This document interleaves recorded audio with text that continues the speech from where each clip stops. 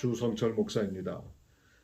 제가 계속해서 이제 아프리카 케냐를 다녀올 계획이 있어서 좀 여러 가지 준비 관계로 좀 얼굴 몰골이 그렇습니다. 여러분들 이해하시고 오늘은 대학 기숙사의 성 정체성과의 전쟁에 대해서 말씀을 드리고자 합니다.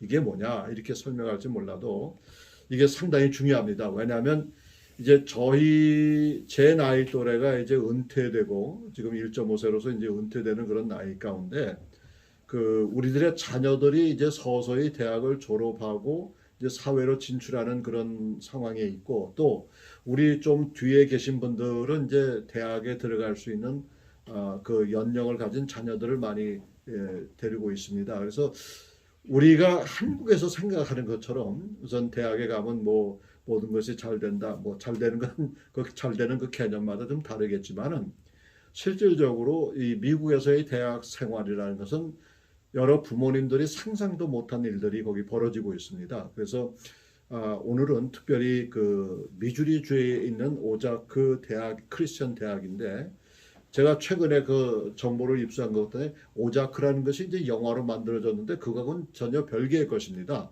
그러니까 여기 오해 마시고 이름 자체가 오자크 크리스천 칼레지라는 걸 여러분들 이해하시고 거기서 있었던 일을 지금 말씀을 드리고자 합니다. 자, 그러면 대학 기숙사에서 성 정체성 때문에 문제가 발생했는데 사실 성 정체성에 대해서는 어제 오늘의 이야기는 아닙니다. 그래서 이 방송에서는 여러 차례 이런 이슈를 다루고 왔지만 최근에 아까도 말씀드렸지만 미주리주에 있는 그 대학, 크리스천 대학에 나타난 내용을 가지고 여러 시청자 여러분들과 함께 말씀을 나누고자 합니다. 미주리주의 소재에 있는 사립 크리스천 대학인 오자크 대학은 생물학적 성보다는 성적 성향과 성 정체성에 따라 기숙사에 학생들을 배치하도록 하는 정부 정책에 반대하는 투쟁이 벌이고 있습니다.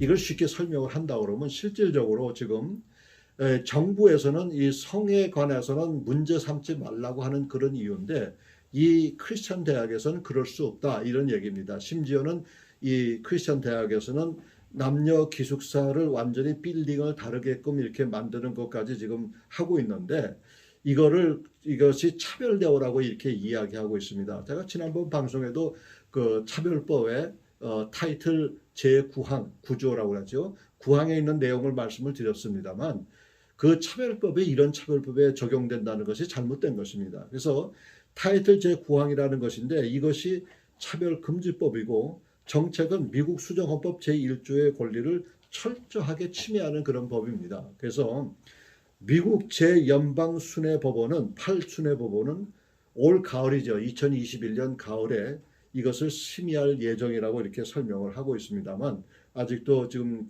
별다른 소식은 없었습니다.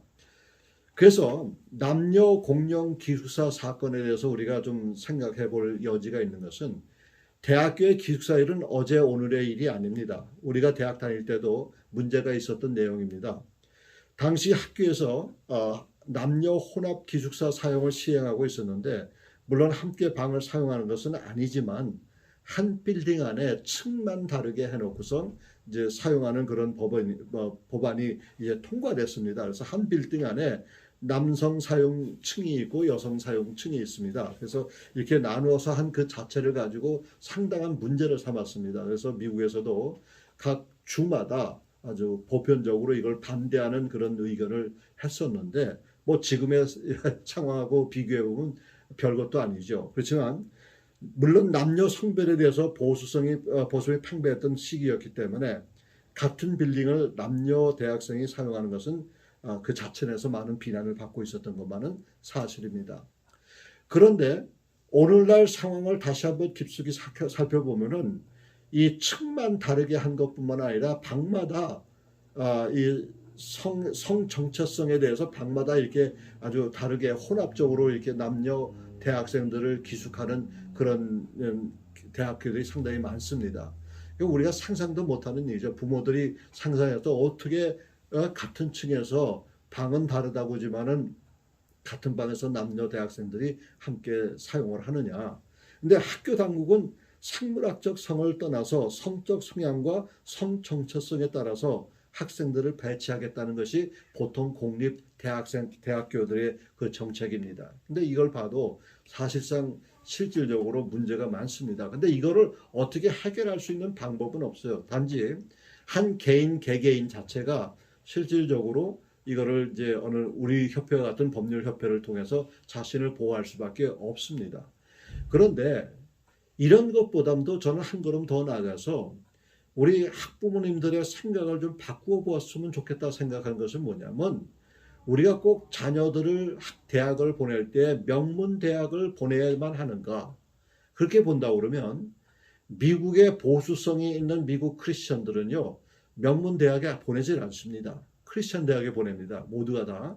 그래서 장녀를 명문대에 보내는 것도 중요하겠지만 이들을 안전하게 신앙을 지키면서 대학 생활을 할 수 있는 것도 신중하게 생각해 볼 그럴 여지가 있다는 것이 미국 보수주의의 신앙인들의 그 생각입니다. 그래서 자녀가 미국 땅에서 성공하는 것도 중요하겠지만 자녀들의 믿음을 잃지 않는 것이 더 중요하다는 것이 우리 믿는 자들의 가르쳐서요. 그러면 이런 얘기가 있습니다. 우리가 미국으로 이민 왔을 때 우리 한국 민족뿐만 아니라 다른 민족도 마찬가지죠. 미국에 온 것이 아메리칸 드림을 위해서 왔다고 하지만 사실 아메리칸 드림에 대해서 깊숙이 연구해 보면요, 그거는 신앙과 별개의 것이라고 생각이 돼요. 어떻게 보면 신앙과 적대시하는 그런 것이라고 할 수가 있습니다. 근데 우리 믿는 사람들의 가장 기본적인 것은 뭐냐면 우리 믿음을 우리 자녀들에게 전수해 주는 것이 더 중요하다고 생각을 해요. 그렇기 때문에 꼭 구태여 명문대학에 보내야만 되는가? 왜냐하면 고등학교까지는 아이들이 신앙생활 잘하다가 대학 가면은 만약에 열이면 7, 8은 다 그냥 예수를 믿지 않게 됩니다. 그래서 이런 걸 보면서 미국의 보수성을 가지고 있는 미국인들은 자신의 자녀들을 명문대로 보내는 것보다는 크리스천 대학에 보내는 그런 일이 많습니다. 그래서 이제 만약에 얘기한다고 그러면 뭐 시카고에 위튼 칼레지가 있을 거고, 그다음에 저 동부 쪽에 가면 리버리 유니버시티도 있을 것이고, 그다음에 우리 저 남가주에 생각을 한다면 여기에 인근에 뭐 아주사 대학도 있고 또 바이올라 대학도 있고 이런 크리스천 대학들이 많은데 사실상 이 크리스천 대학들이 상당히 좋습니다. 근데 우리 한국 분들은 기독교 대학에 대한 잘못된 인식만 가지고 있어요. 기독교 대학이라고 해서 그냥 성경 대학처럼 이렇게 생각을 하는데, 그것을 떠나서 성경도 가르치지만 크리스천의 가치관도 가르치지만은 이 세상에, 다시 말하면 학문에 대한 연구도 엄청나게 아주 자세하게 가르칩니다. 그래서 우리 생각에 크리스천 대학이 일반 대학과 비교해 볼 때 좀 떨어진다고 생각하지만 사실 그렇지는 않습니다. 크리스천 대학도 미국의 교육청에서 일반 대학과 같이 인정을 받기 때문에 별반 차이가 없는 것이에요. 그렇다고 그러면 쉽게 얘기해서 이 크리스천 대학에서 만약에 공부하다가 일반 대학으로 전학을 갔을 때 이 크리스천 대학에서 받은 그 모든 학적을 다 인정을 받겠습니다. 그래서 그런 것 중에 하나 미국 교육청에서 하는 인준 기준이 있기 때문에 그 기준에 맞아야만 기독교 학교도 이 학교 대학의 그 모든 권리를 주장할 수가 있겠습니다. 그래서 이제 여기 예를 들면은 남가주의 명문대학 중에 하나인 바이올라 대학이 있고, 바이올라 대학에서는 그 안에 간호대학과가 있는데 그 간호대학과가 미국의 그 10대 간호대학 중에 하나 들어갑니다. 그러니까 여러분들 그렇게 너무 저기 뭐야 이제 공립대학교만 선호하지 마시고 기독교 대학에 대한 것을 좀 여러분들은 또 이렇게 고려해 보시는 것도 좋지 않을까 생각해본다. 그러면 신명기 6장 7절에도 그런 말씀이 있잖아요. 내 자녀에게 부지런히 가르치며 집에 앉았을 때든지 길을 갈 때든지 누워 있을 때든지 일어날 때든지 이 말씀을 강론할 것이며 라고 이렇게 말씀했습니다. 명문대는 전적으로 인본주의적이고 반기독교적입니다. 그래서 일반 대학 교수는 기독교를 유치하다고 비웃고 있고, 그런데 그런 자녀를 우리가 보내고 있다는 사실을 여러분들 기억하시기 바랍니다. 근데 꼭 인류 명문 대학교 나와서 모두가 잘 되는 건 아니에요. 사실 그렇게 다시 말하면은 대학에서 성적이 좋다고 이 사람이 인생에 성공한다 그런 보장은 없습니다. 그러니까 너무 아이들이 공부 못해도 욱박지르지 마십시오. 저 자신도 공부를 잘 못했지만 대학 졸업하고 나서 얼마나 주의 사역을 잘하고 있습니까? 그러니까 여러분들 이것이 사실상 저와 여러분들 삶 속에서 우리 대학교를 보내는데 자녀를 보내는데 가장 중요한 것은 대학 가서도 이 아이들이 자녀 신앙생활을 할 수가 있느냐. 물론 개중에는 신앙생활 하는 사람도 있어요. 그러나 원체 인본주의적인 사상을 가지고 이 학생들을 가르치기 때문에 대학 교수의 어떤 학문적인 것은 무시하진 않지만은 그러나 그들의 그 생활 상태를 보면요, 정말 우리 자녀들이 본받을 만한 부분이 없습니다.